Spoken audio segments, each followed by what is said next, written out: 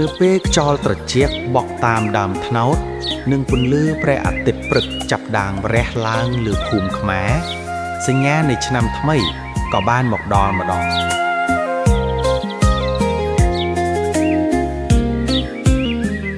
នៅក្នុងផ្ទះតូចមួយមានសំឡេងសើចសប្បាយនិងសកម្មភាពរវល់របស់គ្រួសារមួយដែលកំពុងរៀបចំទទួលឆ្នាំថ្មីម្ដាយម្នាក់កំពុងបោសសម្អាតផ្ទះយ៉ាងប្រុងប្រយ័ត្នគាត់ជឿថា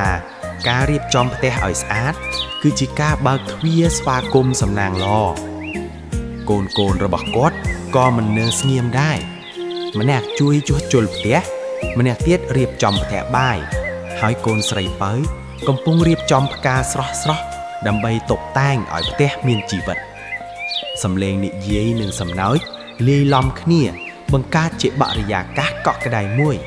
ដែលមិនអាចរកបាននៅកន្លែងណាលើកលែងតែក្នុងគ្រួសារដែលពោពេញដោយសេចក្តីស្រឡាញ់នៅផ្ទះបាយក្លិនម្ហូបបែបប្រពៃណីកំពុងរាលដាលទៅគ្រប់ទីកន្លែងម្ដាយកំពុងបង្រៀនកូនអំពីរបៀបធ្វើម្ហូបដែលបន្សល់ទុកពីបុព្វបុរសមិនមែនត្រឹមតែម្ហូបនោះទេ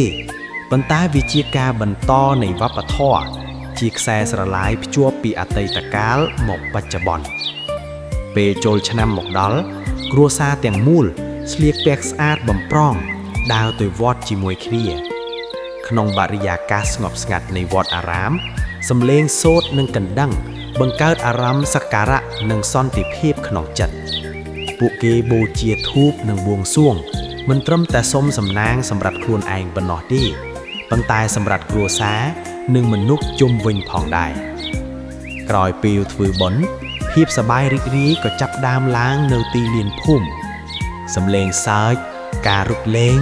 និងល្បែងប្រពៃណីធ្វើឲ្យភូមិតូចមួយនេះក្លាយជាកន្លែងពោពេញដោយជីវិតមនុស្សគ្រប់វ័យចូលរួមជាមួយគ្នាដោយគ្មានការបែងចែកមានតែសាមគ្គីភាពនិងមិត្តភាពប៉ុណ្ណោះ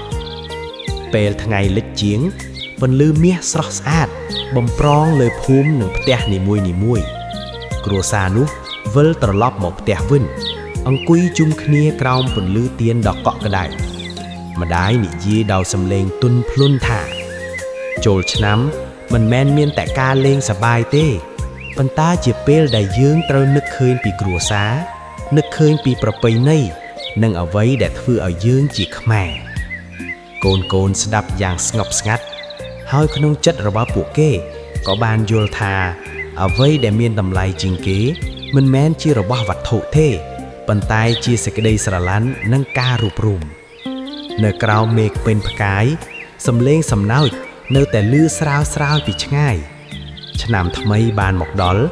នាំមកជាមួយក្តីសង្ឃឹមថ្មីនិងសេចក្តីសុខថ្មីហើយក្នុងចិត្តគ្រួសារនេះមានតែពាក្យមួយគត់សាមគ្គីភាព